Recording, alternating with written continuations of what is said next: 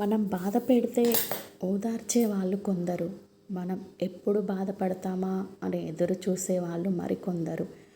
మనతో ఏ బంధం లేకపోయినా మన ఆనందాన్ని తమ ఆనందంగా భావించే వాళ్ళు నూటికో కోటికో ఒక్కరే ఉంటారు. అలాంటి వారు మనకు తారసపడితే ఎంత కష్టం వచ్చినా వాళ్ళని వదులుకోకూడదు.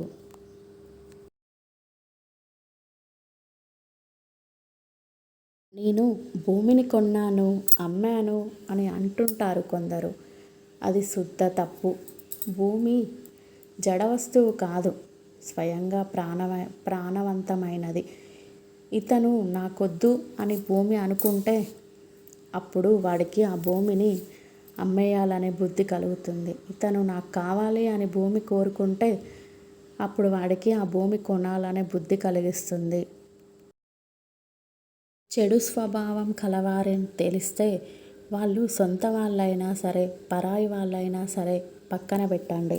ఎందుకంటే మన చేనులో పండిన మిరపకాయే కదా అని కళ్ళల్లో పెట్టుకుంటే అది మంటనే పుట్టిస్తుంది తప్ప చల్లదనాన్ని ఇవ్వదు. ఎందుకంటే దాని స్వభావం అలాంటిది కాబట్టి. ఆడవాళ్ళ మనసు విరిగిపోతే అతికించడానికి మగాడి జీవితం సరిపోదు.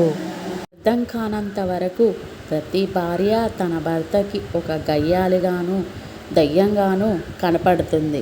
కానీ ఆమెను అర్థం చేసుకుంటే మరుక్షణం నుండి అతడికి ఒక దేవతలాగా కనపడుతుంది.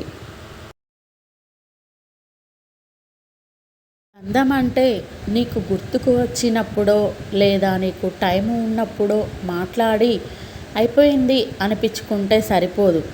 బంధానికి విలువ ఇచ్చి సమయం కేటాయించినప్పుడే అది నిలబడుతుంది.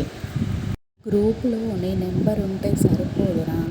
గ్రూప్లో నువ్వు ఒక్కడివి ఉన్నట్టు నలుగురికి తెలియాలంటే అప్పుడప్పుడు ఒక పోస్ట్ పెట్టాలి. వీళ్ళని పలకరించాలి.